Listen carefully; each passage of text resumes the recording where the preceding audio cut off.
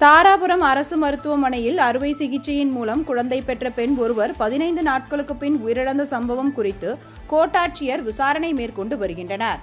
திருப்பூர் மாவட்டம் தாராபுரத்தை அடுத்த குள்ளக்காளிப்பாளையம் பகுதியை சேர்ந்தவர் ஓ. கைலியநாதன். இவரது மனைவி கே. கௌரி மனோகரிக்கு 15 நாட்களுக்கு முன்பு தாராபுரம் அரசு மருத்துவமனையில் அறுவை சிகிச்சை மூலம் 2வது குழந்தை பிறந்தது. பின்னர் தாயும் சேயும் சொந்த ஊருக்கு திரும்பினர். 15 நாட்கள் கழித்து கௌரி மனோகரிக்கு அறுவை சிகிச்சை செய்த இடத்தில் வலி ஏற்பட்டதாக கூறப்படுகிறது. இதையடுத்து தாராபுரம் அரசு மருத்துவமனைக்கு கௌரி மனோகரி மீண்டும் அழைத்து வரப்பட்டார். அங்கு கௌரி மனோகரியை பரிசோதித்த மருத்துவர்கள் அவர் ஏற்கனவே இறந்துவிட்டதாக தெரிவித்தனர். இதனால் அதிர்ச்சியடைந்த உறவினர்கள் கௌரி மனோகரியின் இறப்புக்கு காரணம் என்ன என கேட்டபோது அதற்கு முறையாக மருத்துவர்கள் பதில் சொல்லவில்லை என தெரிகிறது. திருமணம் நடந்து 5 ஆண்டுகள் ஆன நிலையில் போலீசார் இந்த சம்பவத்தை வழக்காக எடுத்துக்கொள்ளவில்லை.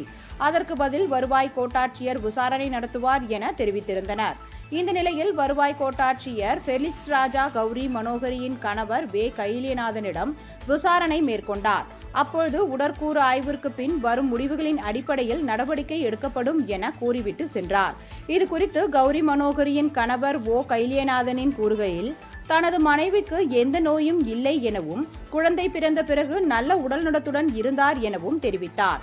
உடற்கூறு ஆய்வுக்கு பின் மருத்துவர்கள் செய்த அறுவை சிகிச்சையில் தவறு ஏற்பட்டதா என அவர் கூறினார்.